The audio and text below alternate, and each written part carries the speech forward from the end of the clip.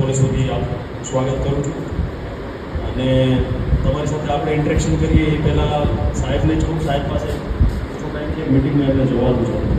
તો સૌથી પહેલાં એસીપી સાહેબને વિનંતી કરું કે એ મીટિંગને અનુરૂપ માર્ગદર્શન આપે. સર, નમસ્કાર, કેમ છો બધા? મજામાં? સરસ.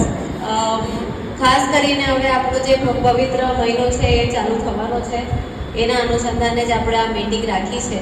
બીજી 2-3 ઇવેન્ટ છે જેની ચર્ચા આપ સાથે બધાની સાથે કરવાની હોય.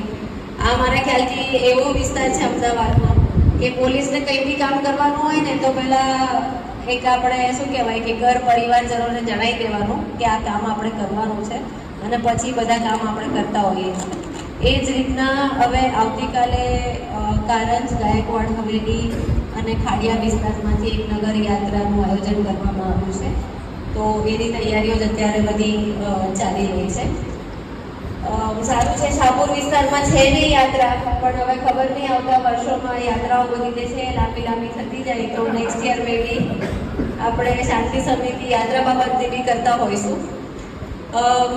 છેલ્લા ઘણા ટાઈમથી આપ જોતા હશો કે રાતનું કોમ્બિંગ છે, પેટ્રોલિંગ છે, વ્હીકલ ચેકિંગ છે, એ બધું ઘણી માત્રામાં વધી ગયું છે. પોલીસની પ્રેઝન્સ બી જે છે એ રોડ ઉપર વધી ગઈ છે.